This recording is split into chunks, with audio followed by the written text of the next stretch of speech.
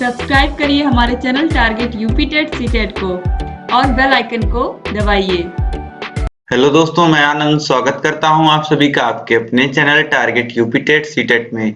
दोस्तों, इस वीडियो में हम लोग देखने वाले हैं आप लोग के डीएलएड सेकेंड सेमेस्टर के 2019 का जो प्रश्न पत्र आया था आप लोग के एग्जाम में, उसका संपूर्ण हल दोस्तों हम लोग इस वीडियो में देखने वाले हैं। और इस वीडियो में दोस्तों आपको पता चलेगा कि आपका प्रश्न पत्र कैसा आता है, कैसा आया था 2019 में, कितने प्रश्न होते हैं, कितने देर में आपको सॉल्व करना होता है, कितने नंबर का होता है, किस प्रकार आपको परीक्षा में उत्तर कॉपी में अपने उत्तर आपको लिखने होते हैं। तो यह सभी इस वीडियो में आपको देखने को मिलेगा दोस्तों। आपको कॉपी और पेन लेकर के बैठना है और साथ ही साथ मेरे साथ आपको सभी प्रश्नों को हल करते हुए चलना है, ताकि आपकी प्रैक्टिस बने परीक्षा में प्रश्न पत्र हल करने की। नहीं तो एग्जाम में दोस्तों आपके पास, जैसा कि आपको पता है, 1 ही घंटे का समय रहता है। आप लोग की प्रैक्टिस बहुत जरूरी है कि 1 घंटे के अंदर आप लोग को क्वेश्चन पेपर सॉल्व कर लेना है। तो इसलिए आप लोग कॉपी पेन लेकर के बैठिए और आपको देखना कि कितने देर में आप क्वेश्चन पेपर को सॉल्व कर ले रहे हैं। ठीक है दोस्तों, तो चलिए हम लोग स्टार्ट करते हैं।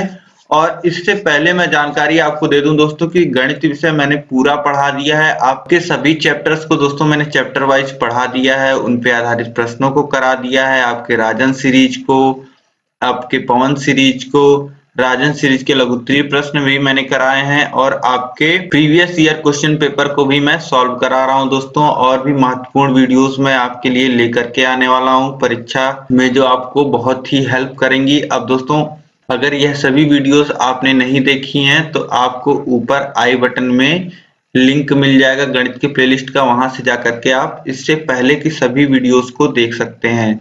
और नीचे डिस्क्रिप्शन में भी आपको लिंक मिल जाएगा, मैथ के सामने वाले लिंक पे आप क्लिक करेंगे तो आपको सभी वीडियोस देखने को मिल जाएंगी। चलिए दोस्तों स्टार्ट करते हैं हम लोग। देखिए, पहला प्रश्न है, 2 असमान परिमेय संख्याओं के बीच परिमेय संख्याएं होती हैं 10, 1, अनंत या 2। अब दोस्तों यहाँ पे बोल रहा है कि 2 असमान परिमेय संख्याओं के बीच कितनी परिमेय संख्याएं होती हैं, यही इस प्रश्न में पूछ रहा है। मतलब कि अगर आपने एक परिमेय संख्या मान लेते हैं 1/3 ले लिया, तो कोई दूसरी परिमेय संख्या जो इससे असमान हो, मतलब कि अब एक परिमेय संख्या आपने 1/3 ले लिया है, तो आपको 1/3 फिर से नहीं लेना है, आपको कोई दूसरी परिमेय संख्या लेनी है। मान लेते हैं आपने लिया 19/5, और इन दोनों के बीच कितनी परिमेय संख्याएं हो सकती हैं, कोई भी 2 असमान परिमेय संख्याओं के बीच। तो इनके बीच दोस्तों अगर आप लिखना चाहें तो आप बहुत सारी, मतलब कि जितना आप चाहें उतनी परिमेय संख्याएं आप लिख सकते हैं। जैसे 1/3 है तो इसके बाद आप लिख सकते हैं 2/3, आप लिख सकते हैं, आप लिख सकते हैं 4/3, 5/3, और इसी तरीके से आप बहुत सारी संख्याएं लिख सकते हैं, जैसे 46/45, 47/45। तो ये सभी जो परिमेय संख्याएं हैं दोस्तों, यह सभी परिमेय संख्याएं जो हैं वह इन दोनों परिमेय संख्याओं के बीच आ रही हैं। और इसी प्रकार आप अनंत परिमेय संख्याएं किन्हीं भी 2 परिमेय संख्याओं के बीच निकाल सकते हैं, लिख सकते हैं। तो इसलिए यहाँ पे ऑप्शन सा जो है अनंत, वह बिल्कुल सही है। और उत्तर आपको किस प्रकार कॉपी में लिखना है यह आप देख लीजिए दोस्तों। जैसे ही आप कॉपी में लिखना स्टार्ट करेंगे, बहुविकल्पी प्रश्न आपने स्टार्ट किया है तो बहुविकल्पी प्रश्न आपको हेडिंग डाल देना है। अब उत्तर संख्या आप 1 कर रहे हैं तो उत्तर संख्या 1 आपको डाल देना है। और यहाँ पे जो ऑप्शन सही है, देखिए सा ऑप्शन सही है और उसमें अनंत सही है, तो आपको सा डाल देना है और अनंत। इसी प्रकार आपको देखिए उत्तर सभी बीच में लिखने हैं और ऑप्शन जो सही है उसके सामने जो ऑप्शन में है वह लिख लेना है। ठीक है, तो इसी प्रकार सभी उत्तर को करते हुए चलना है। अब यहाँ पे दोस्तों आपको क्लियर हो गया होगा, किन्हीं भी 2 परिमेय संख्याओं के बीच अनंत परिमेय संख्याएं हो सकती हैं। अब हम लोग देखेंगे दूसरा प्रश्न। देखिए दूसरा प्रश्न है, निम्नांकित कथनों में से सत्य कथन है। तो यहाँ पे कुछ कथन आपको दिए गए हैं जिनमें से पूछ रहा है कि कौन सा कथन जो है वह सत्य है। तो देखिए आ है, एक धनात्मक पूर्णांक अपने योगात्मक प्रतिलोम से बड़ा होता है। यह बोल रहा है कि एक धनात्मक पूर्णांक जो है, मतलब कि कोई भी संख्या जो धनात्मक है वह अपने योगात्मक प्रतिलोम से बड़ा होता है। अब दोस्तों किसी भी धनात्मक संख्या का अगर आप योगात्मक प्रतिलोम निकालना चाहेंगे तो वह ऋणात्मक आएगा, ठीक है। जैसे 5 है तो 5 का अगर आप योगात्मक प्रतिलोम खोजना चाहेंगे तो वह कितना आएगा, वह आएगा -5, ठीक है। तो किसी भी धनात्मक संख्या का जो योगात्मक प्रतिलोम होगा वह ऋणात्मक होगा। और दोस्तों कोई भी ऋणात्मक संख्या आप लेंगे तो उससे कोई भी धनात्मक संख्या जो होती है वह बड़ी होती है। अब ऋणात्मक संख्या में दोस्तों आप मान लेते हैं 1000 भी लिख देंगे और यहाँ धनात्मक में 1 भी लिख देंगे तो 1 तो ऋण 1000 से बड़ा ही होता है। तो इसलिए यहाँ पे जो स्टेटमेंट है कि एक धनात्मक पूर्णांक अपने योगात्मक प्रतिलोम से बड़ा होता है, यह बिल्कुल सही स्टेटमेंट है, क्योंकि ये जो धनात्मक पूर्णांक है यह धन संख्या है और जो योगात्मक प्रतिलोम आएगा किसी भी धनात्मक पूर्णांक का वह ऋण आएगा। तो किसी भी ऋण वाली संख्या से जो धन वाली संख्या होगी वह बड़ी होगी। तो इसीलिए ऑप्शन आ जो हो जाएगा यह बिल्कुल सही हो जाएगा दोस्तों। अब देखिए बा में क्या दिया गया है, एक ऋणात्मक पूर्णांक अपने योगात्मक प्रतिलोम से बड़ा होता है। अब दोस्तों ऋणात्मक पूर्णांक क्या होगा, ऋण होगा, और धनात्मक और योगात्मक प्रतिलोम क्या होगा, इस ऋणात्मक पूर्णांक का धन होगा। तो ऋण कभी धन से बड़ा नहीं हो सकता दोस्तों। तो इसीलिए ऑप्शन बा जो है वह गलत है। आप सा भी देख लीजिए, शून्य एक पूर्णांक नहीं है। तो दोस्तों शून्य एक पूर्णांक संख्या होती है, तो ऑप्शन सा गलत है। और दा ऋण 17 बड़ा है ऋण 5 से, यह भी गलत है, क्योंकि ऋण में जितनी बड़ी संख्या होती है, जैसे ऋण 17 है तो यह ऋण 5 से छोटी संख्या है, ठीक है। तो यहाँ पे एक ऑप्शन सही है आ।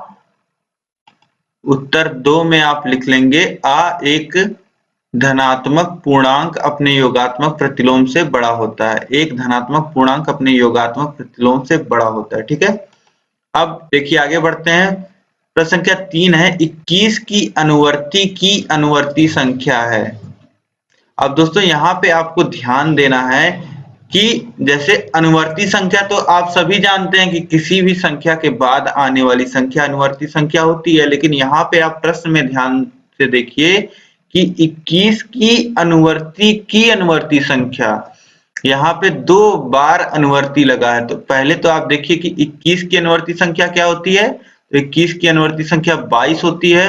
और फिर पूछ रहा है कि 22 की अनुवर्ती संख्या, तो 22 की अनुवर्ती संख्या क्या हो जाएगी, 23। तो यहाँ पे ऑप्शन दा जो हो जाएगा 23 वह बिल्कुल सही हो जाएगा, ठीक है। तो यहाँ पे हम लिख लेंगे उत्तर 3 दा 23।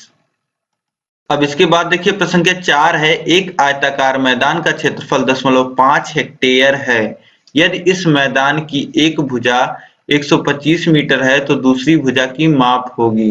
अब दोस्तों प्रश्न में बोल रहा है कि एक आयताकार मैदान है जिसका जो क्षेत्रफल है वह 0.5 हेक्टेयर है और इसी मैदान की एक भुजा आपको दिया गया है 125 मीटर और दूसरी भुजा की माप पूछ रहा है। तो दोस्तों आयताकार मैदान का क्षेत्रफल आप निकाल ही सकते हैं लंबाई गुणे चौड़ाई करके, और उसका वैल्यू आपको दिया ही गया है। आपको बस वैल्यू दूसरे भुजा की निकालनी है। तो चलिए हम लोग देख लेते हैं। जो आयताकार मैदान के क्षेत्रफल हमें दिया गया है वह दिया गया है 0.5 हेक्टेयर। अब दोस्तों 1 हेक्टेयर में होता है 10,000 वर्ग मीटर। 0.5 हेक्टेयर एरिया दिया गया है, तो 0.5 हेक्टेयर को अगर आप वर्ग मीटर में बदलते हैं तो कितना होगा, 0.5 में आप 10,000 से गुणा कर दीजिए। 0.5 में 10,000 से गुणा होगा तो ये हो जाएगा 5,000 वर्ग मीटर, ठीक है। तो यहाँ पे आपको वर्ग मीटर में क्षेत्रफल पता चल गया। पहले दोस्तों यूनिट बराबर करना जरूरी है, क्योंकि यहाँ पे आपको जो भुजा की माप दी गई है वह मीटर में दी गई है और क्षेत्रफल हेक्टेयर में दी गया है। और आंसर जो है, जो भुजा का दूसरी भुजा का आंसर आप यहाँ पे देख पा रहे हैं ऑप्शंस में, यह मीटर में है। तो आपको क्या करना है, आपको क्षेत्रफल को मीटर में बना लेना है पहले। आपको क्षेत्रफल को मीटर में बना लेना है, तो इसलिए हमने यहाँ पे क्षेत्रफल को मीटर वाली इकाई में बना लिया है। ठीक है, तो अब आप फॉर्मूला लगा दीजिए।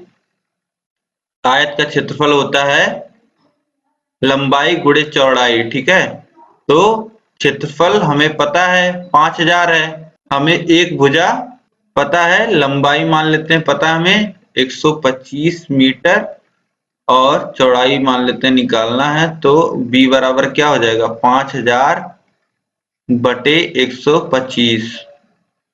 125 से 500 को काटेंगे 4 बार में कट जाएगा और एक शून्य और यहाँ पे बचा हुआ है, तो 4 और शून्य, तो 40 मीटर जो हो जाएगा दोस्तों वह आपका उत्तर आ जाएगा। ठीक है, तो यहाँ पे ऑप्शन सा जो है 40 मीटर, यह बिल्कुल सही हो जाएगा और उत्तर नंबर 4 में आपको लिख लेना है ऑप्शन सा 40 मीटर। अब इसके बाद देखिए प्रश्न संख्या 5 है, 1 घन मीटर बराबर होता है। तो दोस्तों 1 घन मीटर बराबर 1000 लीटर होता है। अब 1 घन मीटर दोस्तों आपको कैसे याद रखना है, आप इस प्रकार समझिए कि आपके घर में एक टंकी बनाई गई है जिसकी जो लंबाई चौड़ाई है वह 1-1 मीटर की है और जो गहराई है वह भी 1 मीटर की है। ठीक है, तो ऐसी टंकी में अगर आप सोचेंगे कितना पानी आ सकता है, तो ऐसी टंकी में 1000 लीटर पानी आ सकता है। 1 मीटर का तो दोस्तों आपको अंदाजा होगा ही। अब 1 मीटर लंबाई चौड़ाई और गहराई में अगर एक टंकी हम लोग बनाते हैं और उसको पूरा भरते हैं, तो उसमें समझ लीजिए 1000 लीटर पानी आ जाएगा। तो इसी तरीके से ट्रिक से आपको याद रखना है, नहीं तो आप भूल जाएंगे। इस तरीके से याद रखेंगे तो आपको नहीं भूलेगा। इसके बाद देखिए दोस्तों अतिलघुत्तरीय प्रश्न स्टार्ट हैं, तो हम लोग देखेंगे अतिलघुत्तरीय प्रश्नों को अब। और इससे पहले दोस्तों आपने उत्तर संख्या 5 में लिख लिया 10,000 लीटर, और जैसे ही आप अतिलघुत्तरीय प्रश्नों को शुरू करेंगे तो आपको अतिलघुत्तरीय प्रश्न हेडिंग डाल लेना है। ठीक है, तो चलिए देखते हैं दोस्तों। प्रश्न संख्या 6 है, 2 परिमेय संख्याओं का योगफल ऋण 1/3 है। यदि इनमें से एक संख्या ऋण 5/18 है तो दूसरी संख्या ज्ञात कीजिए। अब यहाँ पे दोस्तों 2 परिमेय संख्याओं का योगफल आपको दिया गया है और इनमें से एक परिमेय संख्या दी गई है, तो दूसरी परिमेय संख्या आपको ज्ञात करना है। तो चलिए देखते हैं किस प्रकार हम सॉल्व करेंगे। अब हम लोग मान लेते हैं दोस्तों उत्तर संख्या आपको 6 डाल लेना है और लिखना है माना दूसरी संख्या x है। जो परिमेय संख्या आपको नहीं पता है उसको हम लोग मान लिए x है, और प्रश्न के अनुसार दोस्तों यहाँ पे बोल रहा है कि जो एक परिमेय संख्या है उसको अगर दूसरी परिमेय संख्या यानी कि x में हम जोड़ दें तो योगफल कितना आ रहा है दोनों का, ऋण 1/3। तो यही हम यहाँ पे लिख लेंगे दोस्तों। जो पहली परिमेय संख्या है ऋण 5/18 धन x बराबर कितना हो जाएगा, ऋण 1/3। इन दोनों का योग बराबर दिया है ऋण 1/3, यही हमने यहाँ पे लिख लिया। अब इस ऋण 5/18 को हम लोग बराबर के उधर भेज देंगे, तो यहाँ ऋण में है तो इधर आएगा तो धन में हो जाएगा। ठीक है, तो यहाँ पे लिख सकते हैं x बराबर ऋण 1/3 धन 5/18। ठीक, अब हर बराबर कर लेंगे दोस्तों। हर बराबर करेंगे तो यहाँ देखिए हर में 3 था, अब 18 हो रहा है यानी कि 6 गुना हो गया है। 6 से ऊपर नीचे समझ लीजिए आप गुणा हुआ है। ठीक, तो यहाँ पे ऋण 1 था तो यहाँ पे 6 से गुणे के बाद ऋण 6 हो जाएगा और धन 5 यहाँ अंश में था, यहाँ अंश में कोई परिवर्तन नहीं होगा क्योंकि हर में कोई परिवर्तन यहाँ नहीं हुआ है। ठीक है, तो ऋण 6 धन 5/18। अब यहाँ पे x का मान कितना मिल जाएगा, ऋण 6 में धन 5 होगा तो ऋण 1 बचेगा, तो ये आ जाएगा ऋण 1/18। यही x का मान आ जाएगा, मतलब जो दूसरी परिमेय संख्या मिल जाएगी वह ऋण 1/18 मिल जाएगी। ठीक है, अब इसके बाद देखिए प्रश्न संख्या 7 है, एक वर्गाकार खेत की भुजा 3x + 17 मीटर है। खेत का क्षेत्रफल ज्ञात कीजिए जबकि x बराबर ऋण 3 है। अब दोस्तों इस प्रश्न में एक वर्गाकार खेत की भुजा आपको x के टर्म में दी गई है। ठीक है, और इसका क्षेत्रफल आपसे पूछ रहा है x के एक वैल्यू पे। ठीक है, तो आपको पहले x का मान रख के भुजा निकाल लेनी है और उसके बाद भुजा जब आपको पता चल जाएगा तो आपको पता है कि जो खेत है वह वर्गाकार है, तो किसी भी वर्ग के क्षेत्रफल का फॉर्मूला दोस्तों आपको पता ही होता है, वही आपको लगा देना है, आपको खेत का क्षेत्रफल मिल जाएगा। तो चलिए देख लेते हैं, इसी प्रकार हम लोग सॉल्व कर लेंगे। देखिए उत्तर संख्या 7, वर्गाकार खेत की भुजा सबसे पहले हम लोग निकाल लेते हैं। x की वैल्यू हमें दी गई है -3, तो भुजा कितनी है 3x + 17, इसमें वैल्यू रख देंगे x की -3, तो ये कितना आ जाएगा 3 × -3 + 17 और 3 × -3 हो जाएगा -9 + 17 इक्वल्स टू कितना मिल जाएगा हमें 8, मतलब कि भुजा जो वर्गाकार खेत की भुजा हमें मिल गई वह मिल गई 8 मीटर। अब वर्गाकार खेत का क्षेत्रफल कितना हो जाएगा दोस्तों, वर्गाकार खेत का क्षेत्रफल हो जाएगा भुजा का वर्ग और भुजा का वर्ग, भुजा की वैल्यू कितनी है 8, तो 8 का वर्ग और 8 का वर्ग करेंगे तो कितना आ जाएगा 64 वर्ग मीटर। तो हमें वर्गाकार खेत का जो क्षेत्रफल मिल गया वह 64 वर्ग मीटर मिल गया। क्वेश्चन नंबर 8 है दोस्तों समीकरण। अब यहाँ देखिए ये जो समीकरण दिया है यहाँ पे थोड़ा प्रिंटिंग मिस्टेक है, यह है 12 इक्वल्स टू है, यहाँ पे प्लस का साइन लगा दिया था, ये इक्वल्स टू का साइन है। 12/5 = 2/5 प्लस 2x/5 में x का मान ज्ञात कीजिए। यह एक समीकरण आपको दिया गया है, इसमें x का मान आपको निकालना है। तो बहुत ही सरल है दोस्तों, बस आपको समीकरण को सरल कर लेना है, हल कर लेना है, आपको x का मान पता चल जाएगा। तो चलिए देखते हैं किस प्रकार करना है। देखिए ये समीकरण है 12/5 = 2/5 धन 2x/5। तो अब जैसा कि दोस्तों आप लोग जानते हैं कि समीकरण जब हम लोग सरल करते हैं तो हम लोग चर जो x y के टर्म होते हैं उनको एक तरफ रखते हैं और जो अचर होते हैं उनको एक तरफ रखते हैं। तो 2x + 5 को एक तरफ हम लोग लिखेंगे और इस 2/5 को इधर भेज देंगे इक्वल्स टू के, तो ये हो जाएगा बराबर 12/5 ऋण 2/5। ठीक है, तो इसको इतना हम लोग दोस्तों लिख सकते हैं। देखिए 2x/5 हमने इधर रखा बराबर के और इस 2/5 को इधर भेज दिया है। ठीक है, तो ये -2/5 हो गया इधर जा करके। अब देखिए 2x/5 बराबर हम कितना लिख सकते हैं, देखिए हर समान है तो अंश में से घट जाएगा, तो 12 में से 2 जाएगा तो कितना बचेगा 10/5। अब दोनों जगह हर में 5 है, या तो तिर्यक गुणा करा के आप दोनों जगह से 5 कैंसिल कर सकते हैं या ऐसे ही डायरेक्टली हर में देखिए दोनों जगह 5 है तो कैंसिल हो जाएगा 5 और 2x बराबर 10 है, या x बराबर कितना लिख सकते हैं 10/2 यानी कि 5। तो x की वैल्यू जो आपको मिल जाएगी वह 5 मिल जाएगी। यही यहाँ पे बोला था x का मान ज्ञात करिए, तो x की वैल्यू आपको मिल गई 5। अब देखिए प्रश्न संख्या 9 है 114, 380 और 133 का महत्तम समापवर्तक ज्ञात कीजिए। तो यहाँ पे 114, 380 और 113 का महत्तम समापवर्तक हमें ज्ञात करना है। तो देखिए भाग विधि से हम ज्ञात कर लेते हैं। उत्तर संख्या 9 114, 380 का मासा यानी कि हाईएस्ट कॉमन फैक्टर।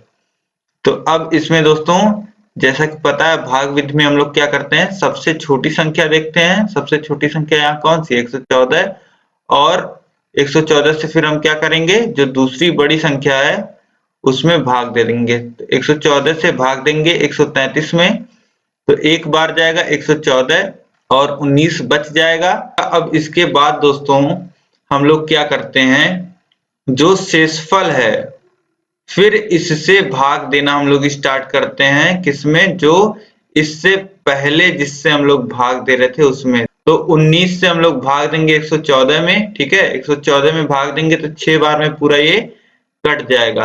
अब यहाँ से आप क्या समझ सकते हैं दोस्तों, यहाँ से आप समझ सकते हैं 114 और 133 का जो मासा है वह 19 है। ठीक है, अब यहाँ पे दोस्तों 19 हमें 114 और 133 का मासा मिल गया है। अब इसी को हम लोग 380 के लिए चेक करेंगे। तो देखिए 19 से 380 में भाग देंगे, 19 दूनी 38 होता है दोस्तों, तो 38 लिख लेंगे और ये देखिए कट जाएगा, यहाँ शून्य बच गया तो शून्य उतार लीजिए, शून्य बार भाग चला जाएगा। तो ये हो जाएगा 19 से 380 पूरा पूरा कट जाएगा, यानी कि 19 से 380 भी पूरी तरीके से विभाजित हो जा रहा है। तो यहाँ से दोस्तों हम कह सकते हैं कि मासा जो होगा वह 19 होगा। ठीक है, तो 114, 380 और 133 का मासा 19 होगा। अब इसके बाद है दोस्तों क्वेश्चन नंबर 10। निम्नांकित चित्र में यदि AC बराबर BD तथा BC बराबर AD हो तो निम्नांकित कथनों में से कौन सा सत्य है। अब यहाँ पे दोस्तों एक चित्र दिया गया है। इस चित्र में आप क्या देख पा रहे हैं, इस चित्र में दो त्रिभुज आपको दिख रहे हैं, जहाँ पे बताया गया है कि जो AC भुजा है, यानी कि ये भुजा AC भुजा जो है वह बराबर है BD भुजा के, यानी कि इस भुजा के, और BC भुजा जो है, यानी कि ये जो भुजा है यह बराबर है AD भुजा के, यानी कि इस भुजा के। ठीक, तो अब पूछ रहा है कि इनमें से कौन सा सत्य है। यहाँ पे देखिए कुछ त्रिभुज दिए गए हैं जिनके बीच में सर्वांग समता का चिन्ह लगा हुआ है। तो देखिए पहला है त्रिभुज ABC सर्वांगसम है त्रिभुज ABD के, यानी कि त्रिभुज ABC सर्वांगसम है त्रिभुज ABD के। या दूसरा देखिए त्रिभुज ABC सर्वांगसम है त्रिभुज BDA के, त्रिभुज ABC सर्वांगसम है त्रिभुज BDA के, या फिर त्रिभुज ABC सर्वांगसम है त्रिभुज BAD के, त्रिभुज ABC सर्वांगसम है त्रिभुज BAD के। तो चलिए देख लेते हैं हम लोग किस प्रकार इसका सलूशन लिखेंगे हम लोग। देखिए उत्तर संख्या 10। अब यहाँ पे दोस्तों जब आप देखेंगे तो आप पाएंगे कि जो त्रिभुज ABC है वह सर्वांगसम होगा त्रिभुज BAD के। यह कैसे, जैसा कि आप यहाँ पे देख पा रहे हैं कि त्रिभुज ABC में पहले क्या आ रहा है, AB आ रहा है, ठीक है, और त्रिभुज BAD में पहले क्या आ रहा है, BA भुजा आ रही है। ठीक है, तो दोनों त्रिभुज तभी सर्वांगसम होंगे जब भुजा AB जो होगी वह बराबर होगी BA भुजा के। ठीक है, आप चित्र के माध्यम से दोस्तों यहाँ पे देख पा रहे हैं कि AB जो भुजा है वह BA के बराबर है, और यहाँ पे फिर आप देखेंगे कि त्रिभुज ABC में दूसरी भुजा जो आ रही है वह BC आ रही है। अब BC भुजा यहाँ पे देखिए किसके बराबर है, AD के। BC भुजा मतलब ये जो भुजा है वह बराबर है AD भुजा के, यानी कि इस भुजा के। यह प्रश्न में दिया भी गया है, तो यह भी बराबर है, और CA जो भुजा है वह बराबर है DB भुजा के। मतलब इस प्रकार आप देख पा रहे हैं कि तीनों भुजाएं जो हैं आपस में बराबर हैं, यानी कि भुजा भुजा भुजा सर्वांग समता यहाँ पे लागू हो जाएगा, और यह दोनों त्रिभुज इसी प्रकार दोस्तों आपस में सर्वांगसम है। और बाकी जो दो यहाँ पे दिए गए हैं इन दोनों में आप देखेंगे तो भुजाएं आपको समान नहीं मिलेंगी, इसीलिए ये दोनों जो रहेंगे यह दोनों गलत रहेंगे। ठीक है, जैसा कि आप यहाँ पहले में देख पा रहे हैं कि पहले AB भुजा आ रहा है, ठीक, और दूसरे त्रिभुज में भी AB भुजा आ रहा है, लेकिन फिर उसके बाद आप देखेंगे तो उसके बाद भुजा आ रही है BC त्रिभुज ABC में, और इस त्रिभुज में BD भुजा आ रही है। तो BC BD के बराबर है। देखिए BC भुजा ये है, ठीक, और BD भुजा कौन सी है, BD भुजा। तो ये दोनों भुजाएं तो आपस में बराबर नहीं है, BC और BD, तो इसलिए ये जो पहला है वह गलत होगा, और इसी प्रकार यह भी नहीं है, तीसरा जो है वह सही है। ठीक है, अब देखिए प्रश्न संख्या 11 है, ऋण ब्रैकेट में 4 ऋण 17 धन ब्रैकेट में 10 गुणे 3 ऋण 5 का सरलतम मान ज्ञात कीजिए। चलिए सॉल्व कर लेते हैं इसे। देखिए उत्तर संख्या 11 ऋण 4 ऋण 17 धन 10 गुणे 3 ऋण 5। सबसे पहले जब इसे सॉल्व करेंगे तो कितना लिख सकते हैं, ऋण और ब्रैकेट में 4 ऋण 17 है, तो इसे कितना लिख सकते हैं, इसे लिख सकते हैं ऋण 13। फिर धन ब्रैकेट में 10 का गुणा हो रहा है 3 में, यानी कि इसे लिख सकते हैं 30, और ऋण 5। फिर इसे सॉल्व करेंगे तो माइनस का मल्टीप्लाई अंदर ब्रैकेट में होगा, तो ये हो जाएगा +13 फिर प्लस 30 माइनस 5, ठीक। 13 और 30 को जोड़ देंगे 43 आ जाएगा, तो ये हो जाएगा 43 माइनस 5, और 43 में से 5 घटेगा तो ये हो जाएगा 38, ठीक। इसका सरलतम मान कितना हो जाएगा? 38। इसके बाद देखिए दोस्तों, लघुत्तरीय प्रश्न स्टार्ट है। तो देखिए प्रश्न संख्या 12 है। यहाँ दो भिन्न नहीं, यहाँ पे एक भिन्न। एक भिन्न का हर उसके अंश से एक अधिक है। अंश तथा हर दोनों में से एक घटाने पर भिन्न का मान 1/2 हो जाता है। भिन्न ज्ञात कीजिए। अब यहाँ पे दोस्तों प्रश्न में एक भिन्न है जिसका जो हर है वह उसके अंश से एक अधिक है। अंश तथा हर दोनों में एक घटाने पर भिन्न का जो मान है वह 1/2 हो जा रहा है। तो यहाँ पे आपसे भिन्न क्या है वह पूछ रहा है, ठीक है। तो चलिए देखते हैं किस प्रकार इसको हम सॉल्व करेंगे। लघुत्तरीय प्रश्न हम शुरू कर रहे हैं। तो लघुत्तरीय प्रश्न हेडिंग डाल देंगे और इसके बाद हम उत्तर संख्या 12 यहाँ पे लिख लेंगे, ठीक है। अब दोस्तों यहाँ पे हमें भिन्न निकालना है। तो भिन्न का जो है अंश है और जो हर है वह दोनों जब हमें पता होगा तभी हम भिन्न निकाल पाएंगे। तो सबसे पहले हम लोग क्या करते हैं, हम लोग मान लेते हैं कि भिन्न का जो अंश है वह x है, ठीक। तो भिन्न का हर कितना हो जाएगा? भिन्न का हर प्रश्न में दिया गया है दोस्तों कि अंश से एक अधिक है, यानी कि हर जो हो जाएगा वह x-1 हो जाएगा। जैसा कि यहाँ पे आप प्रश्न में देख पा रहे हैं कि हर जो है वह उसके अंश से एक अधिक है। तो अंश को हमने x माना है तो हर कितना हो जाएगा? x-1। तो अब भिन्न को आप क्या लिख सकते हैं दोस्तों? भिन्न जो हो जाएगा हमारा, अंश में x को लिख दीजिए और हर में x-1 को। तो यह हमारा भिन्न हो गया x/x-1। अब प्रश्न में कह रहा है दोस्तों कि अंश और हर में से अगर एक एक घटा देते हैं हम लोग तो भिन्न का मान कितना हो जाता है? 1/2। तो यही यहाँ पे आप इसी के सहायता से समीकरण बना लीजिए। देखिए आप लिखिए भिन्न के हर और अंश में से एक घटा करके, यानी कि क्या लिखेंगे? x-1/x-1 बराबर 1/2। इसे सॉल्व करेंगे तो कितना हो जाएगा? x-1 अब बटे में क्या है? x-1 है और ऋण 1 है, तो दोनों आपस में शून्य हो जाएगा। तो बटे में केवल क्या बचेगा? x बराबर 1/2, ठीक। अब तिर्यक गुणा कर लीजिए। इस 2 का गुणा यहाँ अंश में होगा और इस x का गुणा इधर 1 में हो जाएगा, ठीक है, जैसा कि यहाँ पे देख पा रहे हैं आप, ठीक। अब इसे आप सॉल्व करेंगे तो 2 का गुणा अंदर x-1 में होगा, ठीक है। तो हो जाएगा 2x-2 बराबर x। या फिर चर को एक तरफ करिए तो 2x, यहाँ x धन में है, इधर आएगा ऋण में हो जाएगा, तो 2x-x, और ये ऋण 2 बराबर किधर जाएगा? तो धन 2 हो जाएगा। तो x का मान कितना मिल जाएगा आपको? 2। अतः भिन्न का मान कितना हो जाएगा? भिन्न कितना है? x/x-1, यानी कि 2/2-1, यानी कि 2/3। भिन्न का मान कितना आपको मिल गया? 2/3। तो भिन्न जो होगा वह 2/3 होगा।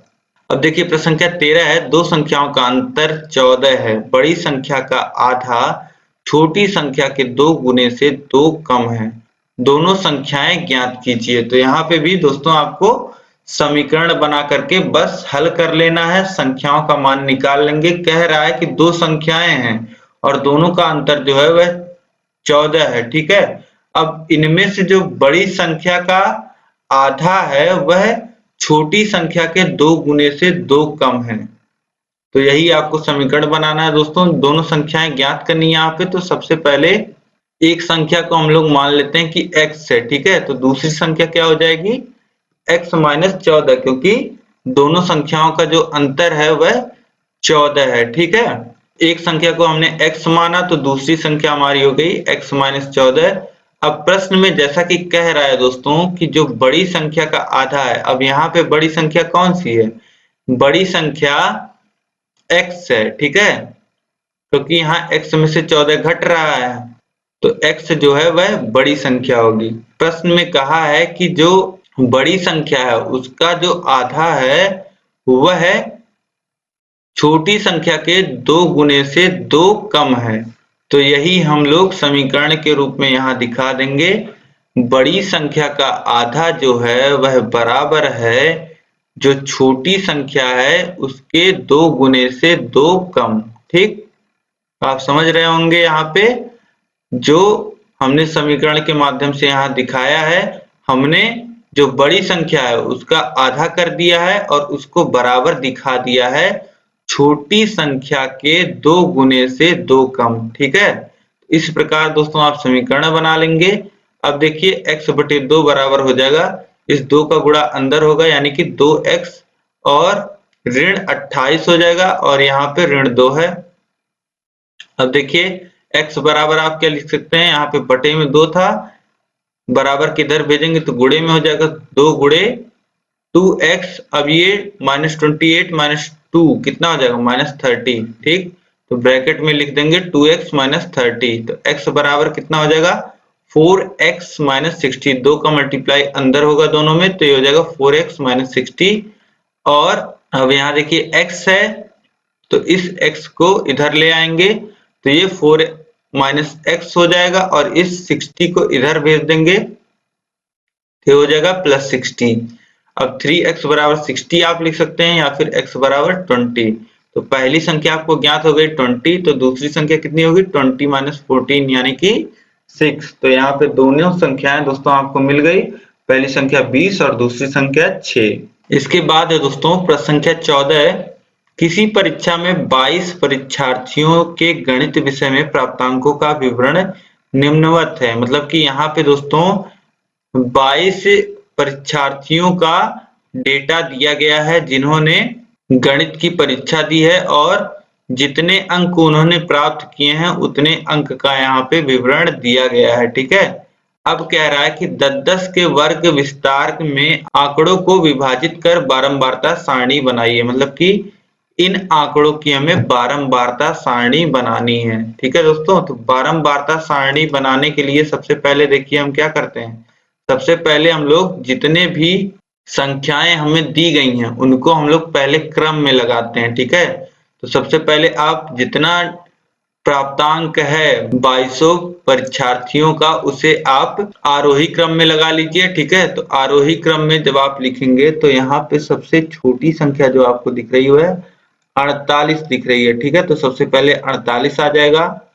ठीक, इसके बाद देखिए 48 के बाद 50, 4 की संख्या में 50 है और इसी प्रकार देखिए 52, 54, 54, 55, 56, 66, 66, 67, 67, 67, 67, 67, 78, 82, 83, 88 और 88। यह क्रम आपको दोस्तों मिल जाएगा। एक बार आप संख्याओं को क्रम में लगा लें तो आप गिन लीजिए कि संख्याएं 22 हैं कि नहीं। ठीक है, क्रॉस चेक करने के लिए। अब दोस्तों बारंबारता सारणी बनाने में आपको क्या करना है, आपको एक तरफ वर्ग अंतराल लिखना है, एक तरफ बारंबारता लिखना है। ठीक है, अब दोस्तों प्रश्न में जैसा कि बोला है कि 10-10 के वर्ग विस्तार आपको बनाने हैं। ठीक है, तो यहाँ पे आप देखेंगे संख्याओं में तो सबसे छोटी संख्या क्या है 48 है।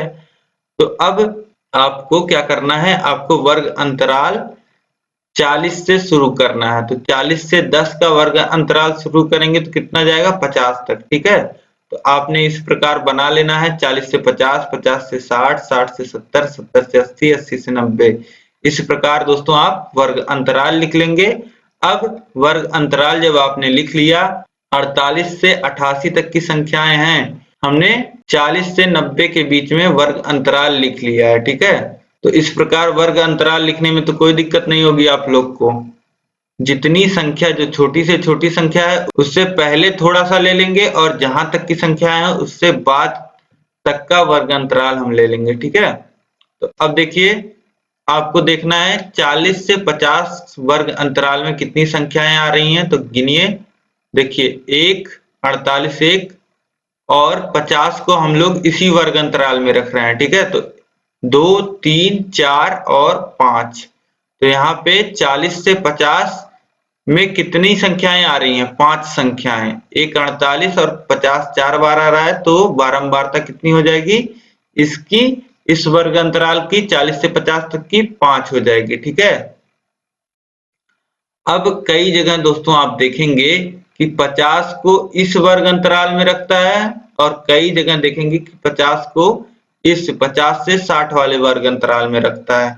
तो आप किसी भी अगर जैसे आप बना रहे हैं बारंबारता सारणी, अगर मान लेते हैं कि 50 को आप इसमें रख रहे हैं, ठीक है, तो इसमें मत रखिएगा, दूसरे वाले में, ठीक है। बस आपको केवल एक जगह काउंट करना है, 50 या तो यहाँ काउंट कर लीजिए या फिर यहाँ काउंट कर लीजिए दूसरे वाले में, ठीक है। तो इस बात का दोस्तों आप ध्यान रखिएगा, ठीक। अब जैसे यहाँ पे 50 हमने काउंट कर लिया है बारंबारता में 5, तो 50 अब यहाँ पे काउंट नहीं होगा, यहाँ पे 51 से 60 तक काउंट होगा, ठीक है। तो देखिए 51 तो है नहीं, 52 है, तो 1 54 2 3 4 5 और यहीं तक है, ठीक है। तो यहाँ भी बारंबारता कितनी हो जाएगी 5। 50 से 60 के बीच 5 संख्याएं आ रही हैं। इसी प्रकार आप 60 से 70 के बीच देखेंगे तो यहाँ पे देखिए 1 2 3 4 5 6 और 7। तो 60 से 70 वर्ग अंतराल की बारंबारता कितनी हो जाएगी 7। अब देखेंगे 70 से 80 के बीच, तो देखिए 78 केवल एक ही ऐसी संख्या है जो 71 से 80 तक आ रही है, यानी कि केवल बारंबारता 1 हो जाएगी। और इसके बाद देखिए 80 से 90 के बीच तो 82 83 88 88 यानी कि 4, तो यहाँ बारंबारता 4 हो जाएगी, ठीक है। इस प्रकार दोस्तों आपका ये जो बारंबारता सारणी है यह बनके तैयार हो गया है। इस प्रकार दोस्तों आप लोग थोड़ा स्केल से लाइन खींच लीजिएगा परीक्षा में, ताकि आपकी जो सारणी है वह देखने में अच्छी लगे, ठीक है। तो इस प्रकार आप स्केल से लाइन परीक्षा में जरूर खींच लीजिएगा। अब देखिए अगला प्रश्न हम लोग देखेंगे, प्रश्न संख्या 15 है 8x + 3y का क्यूब - 3x - 8y का क्यूब सरल कीजिए। तो यहाँ पे इसको हमें सरल करना है, देखिए आगे। तो देखिए इसे किस प्रकार हम सॉल्व करेंगे। आप यहाँ पे प्रश्न में दोस्तों ध्यान से देखेंगे तो दो चीजें आपस में घट रही हैं यहाँ पर। तो देखिए पहले को आप a समझिए और दूसरे पद को b समझिए, ठीक है। तो अब दो चीजें क्यूब में है, जैसे ये a के क्यूब में है और ये दूसरा पद जो है वह b के क्यूब के रूप में है, यानी कि a cube minus b cube का फॉर्मूला आप यहाँ पे लगा सकते हैं दोस्तों। तो a cube minus b cube का फॉर्मूला क्या होता है, a cube minus b cube बराबर होता है एक ब्रैकेट में a माइनस बी और दूसरे ब्रैकेट में a square plus ab plus b square. तो यही फॉर्मूला यहाँ पे अप्लाई कर देना दोस्तों। a क्या है, a है 8y प्लस 3x और b क्या है, b है 3x माइनस 8y, ठीक है। तो अब देखिए a cube minus b cube की जगह हो जाएगा 8y प्लस 3x का cube minus 3x minus 8y का क्यूब, ये बराबर हो जाएगा। अब फॉर्मूला हम अप्लाई कर रहे हैं a माइनस बी करेंगे तो a की जगह क्या है 8y plus 3x minus b की जगह क्या है 3x माइनस 8y। तो माइनस का मल्टीप्लाई दोनों में होगा तो ये हो जाएगा माइनस 3x और प्लस 8y, ठीक। फिर आगे लिखेंगे ब्रैकेट में a स्क्वायर यानी कि 8 प्लस y प्लस 3x का स्क्वायर प्लस ab यानी कि 8y plus 3x into 3y minus 8y, फिर प्लस b स्क्वायर यानी कि 3x माइनस 8y का स्क्वायर, ठीक। अब आपने फॉर्मूला लगा दिया है, अब इसी को आपको सॉल्व करना है, सरल कर लेना है। अब देखिए यहाँ पे 8y plus 3x minus 3x plus 8y था, तो अब यहाँ पे 3x आपस में कैंसिल हो जाएगा, तो यहाँ बाहर क्या बच जाएगा 8y प्लस 8y यानी कि 6y, ठीक। इसके बाद ब्रैकेट यहाँ पे और फिर अंदर देखिए अंदर हम लोग फॉर्मूला लगा देंगे, यहाँ पे 8y प्लस 3x का होल स्क्वायर है यानी कि a प्लस b का होल स्क्वायर का फॉर्मूला यहाँ पे लग जाएगा, यानी कि a प्लस b का होल स्क्वायर कितना होता है a square plus b square plus 2ab। यही फॉर्मूला आपको यहाँ पे लगा देना है, ठीक है।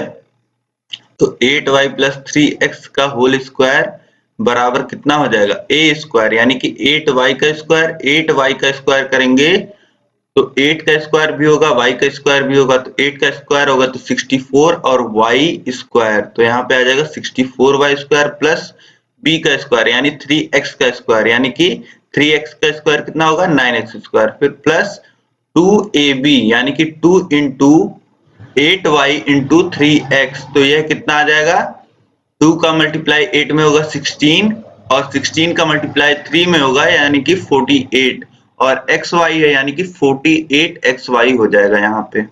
ये पहला हमने सॉल्व कर लिया a प्लस बी का होल स्क्वायर का फॉर्मूला लगा के। अब दूसरा देखिए, दो पद आपस में मल्टीप्लाई हो रहे हैं, ठीक है।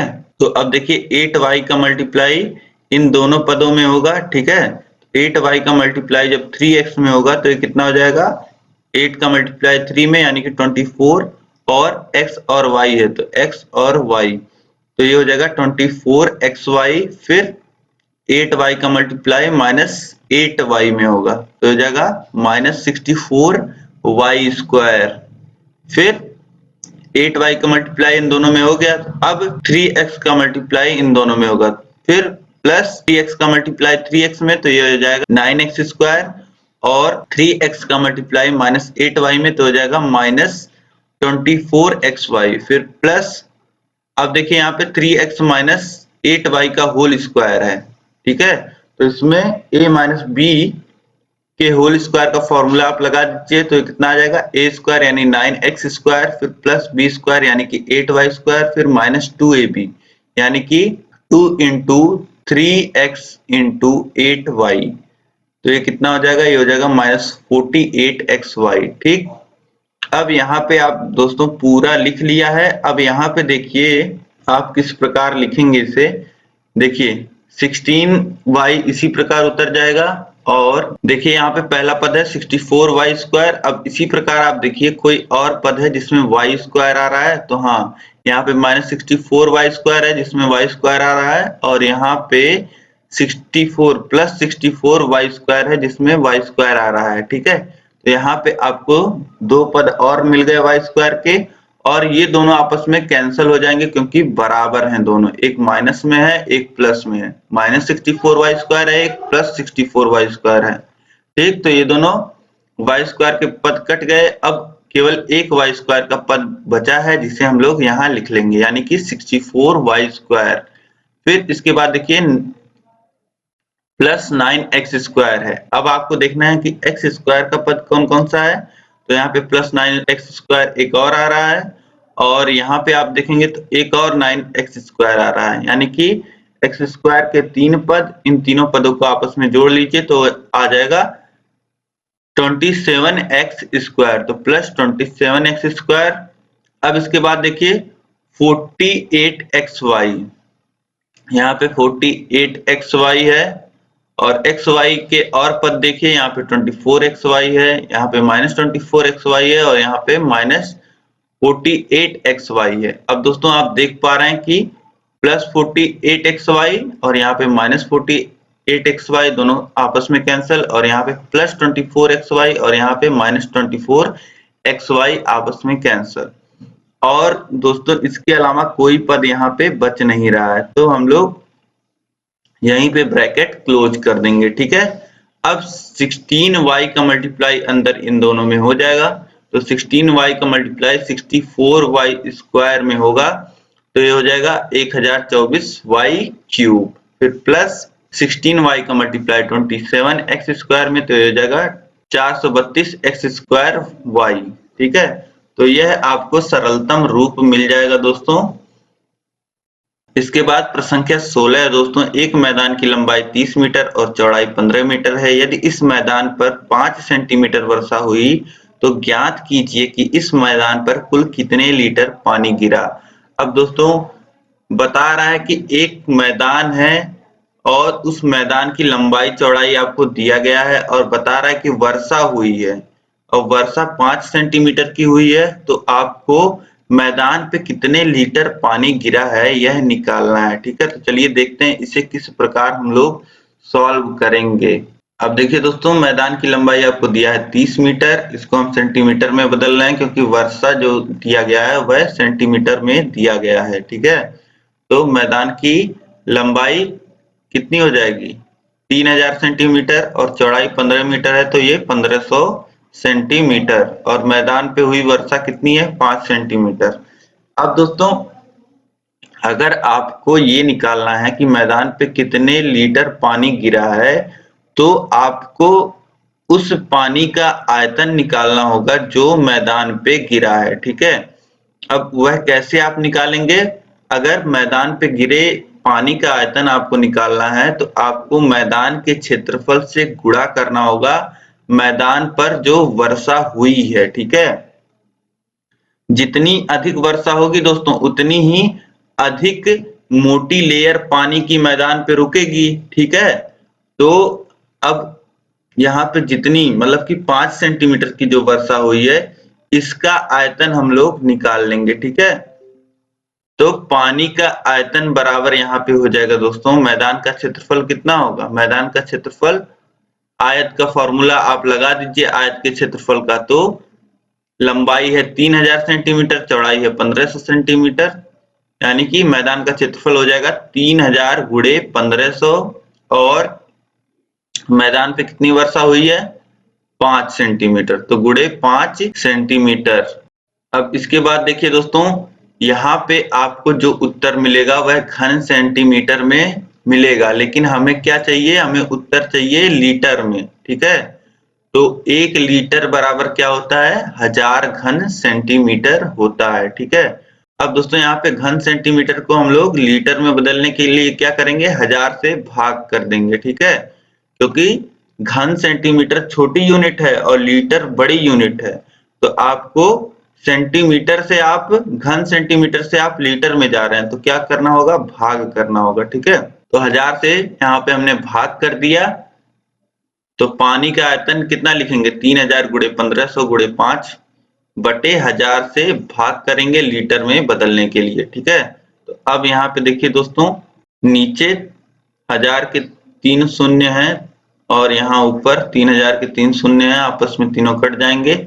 इनका मल्टीप्लाई आप करेंगे, देखिए 15 25 75 और 75 त्रिक कितना होता है? 75 त्रिक 225 होता है और यहाँ पे 2 शून्य बचे हुए हैं तो 225 और उसके आगे 2 शून्य। इतना लीटर पानी दोस्तों मैदान पे है, ठीक है। तो यहाँ पे आप लिख सकते हैं कि मैदान पे 22,500 लीटर पानी गिरा है। इसके बाद देखिए दोस्तों प्रश्न संख्या 17 है। एक घनाभ की लंबाई 80 सेंटीमीटर, चौड़ाई 40 सेंटीमीटर तथा ऊंचाई 1 मीटर 20 सेंटीमीटर है। घनाभ का आयतन मीटर में ज्ञात कीजिए। अब दोस्तों अब यहाँ पे दोस्तों जो आपको माप दी गई है वह सेंटीमीटर में दी गई है और आयतन जो आपसे पूछ रहा है वह मीटर में पूछ रहा है। तो सबसे पहले आप क्या करेंगे? घनाभ का आयतन निकालने से पहले आप सभी सेंटीमीटर को आपको मीटर में बदलना है, ठीक है। तो लंबाई दिया है 80 सेंटीमीटर, यानी कि 100 से भाग करेंगे तो ये कितना आ जाएगा? 0.8 मीटर। और चौड़ाई दिया है 40 सेंटीमीटर, 100 से भाग करेंगे तो 0.4 मीटर। ऊंचाई कितना है? ऊंचाई है 1 मीटर 20 सेंटीमीटर, यानी कि 1.20 मीटर। अब आयतन निकालने के लिए दोस्तों हम लोग क्या करते हैं? यहाँ पे देखिए घनाभ का आयतन निकालना है तो घनाभ का आयतन लंबाई गुणे चौड़ाई गुणे ऊंचाई होता है। तो यही आप कर लीजिए। तो 0.8 गुणे 0.4 गुणे 1.20 का आपस में गुणा होगा। तो देखिए 8 चौक 32 होता है और 32 आ जाएगा, फिर 2 स्थान पे दशमलव लग जाएगा तो यहाँ 0.32 हो जाएगा। अब गुणे 1.2, अब 0.32 का गुणा होगा 1.2 में तो कितना हो जाएगा? 0.384 घन मीटर। तो आयतन इतना मिल जाएगा 0.384 घन मीटर। तो यही उत्तर हो जाएगा। अब देखिए अगला प्रश्न है।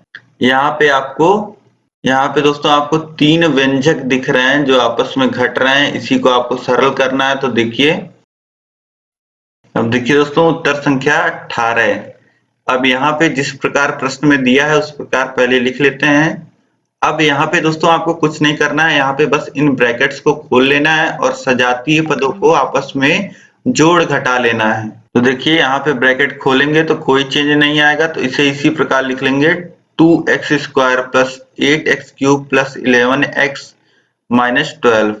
फिर देखिए यहाँ पे माइनस है और मल्टीप्लाई हो रहा है इस ब्रैकेट के अंदर, तो चारों पदों में माइनस का मल्टीप्लाई होगा तो चारों पदों का जो चिन्ह है वह परिवर्तित हो जाएगा। यहाँ पे देखिए -5x² है तो +5x² हो जाएगा। यहाँ पे माइनस का मल्टीप्लाई -2x में होगा तो हो जाएगा +2x। फिर इसी प्रकार -13x³ फिर +2।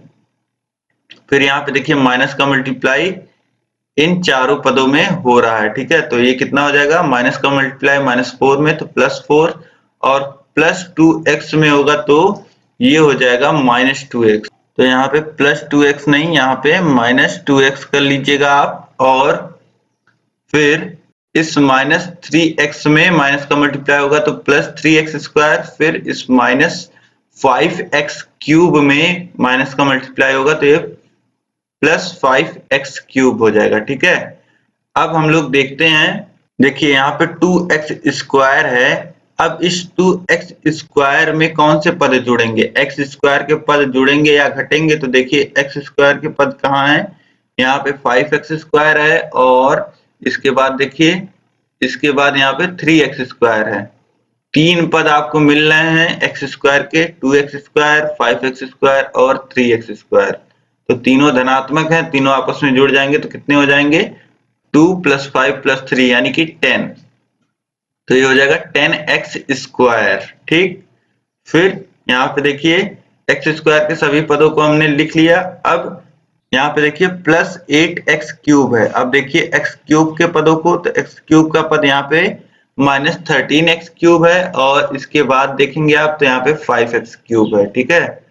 +8x³ और +5x³ कितना हो जाएंगे, 13x³ और यहाँ पे 13x³ माइनस में है तो ये तीनों पद आपस में 0 हो जाएंगे दोस्तों, ठीक है। क्योंकि प्लस में भी 13x³ हमें मिल रहा है और माइनस में तो 13x³ है ही, ठीक।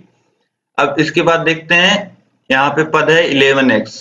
तो x के पदों को हम लोग देखते हैं। यहाँ पे x के पद देखिए, यहाँ पे 2x है और यहाँ पे -2x है। तो ये +2x और -2x आपस में कैंसिल हो जाएंगे और बच जाएगा 11x से, यानी कि यहाँ पे लिख लेंगे +11x। और यहाँ पे कांस्टेंट को देखिए, यहाँ पे -12 है, यहाँ पे +2 है और यहाँ पे +4 है। तो -12 धन 2 धन 4 ये कितना आ जाएगा, -6, ठीक।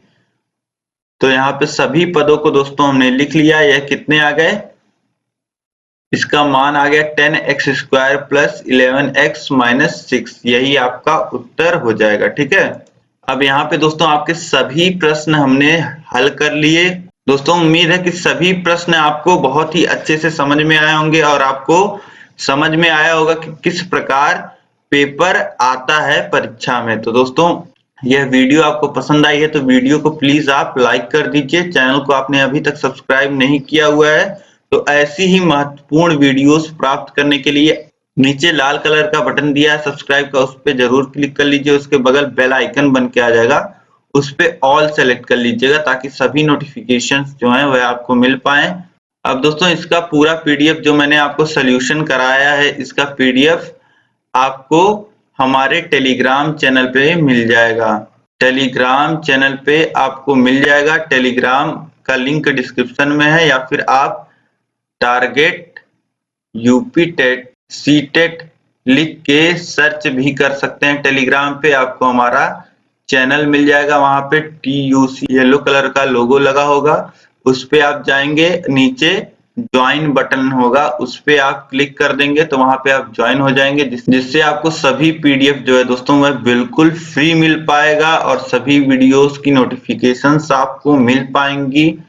तो आपके लिए बहुत ही सुविधा हो जाएगी। तो दोस्तों आप लोग टेलीग्राम पे जरूर ज्वाइन हो जाइए और इस वीडियो को दोस्तों अधिक से अधिक अपने सभी दोस्तों में आप शेयर करिए, क्योंकि यहाँ पे आपको मैं सब कुछ बता रहा हूँ आपको, क्योंकि दोस्तों यहाँ पे मैं पेपर भी सॉल्व करा रहा हूँ, आपको कॉपी किस प्रकार लिखना है वह भी मैं बता रहा हूँ। तो सारी चीजें जो भी वीडियो देखेगा सब कुछ उसको मिल जाएगा। तो आप इस वीडियो को अधिक से अधिक अपने दोस्तों में सभी ग्रुपों में जरूर शेयर कर दीजिए। और इसी प्रकार दोस्तों सभी विषयों को हमने पढ़ाया है, सभी विषयों के पुराने वर्षों के प्रश्न पत्र हल कराए हैं। तो सभी विषयों का लिंक जो है वह डिस्क्रिप्शन में मिल जाएगा। आप जाएंगे तो देखेंगे सुव्यवस्थित तरीके से हमने पूरा कोर्स आपका पढ़ाया है, राजन पवन पढ़ाया है, प्रीवियस ईयर पेपर सॉल्व कराया है और एक ही वीडियो में पूरे विषय को भी समाप्त किया है। तो आप देखेंगे तो सब कुछ आपको चैनल पे मिलेगा, बस आपको ईमानदारी से पढ़ना है और अपनी परीक्षा में अच्छे से अच्छे अंक प्राप्त करना है। ठीक है दोस्तों, तो अब हम लोग मिलते हैं नेक्स्ट वीडियो में। इस वीडियो में अंत तक बने रहने के लिए दोस्तों आप सभी लोग का बहुत बहुत धन्यवाद। जय हिंद।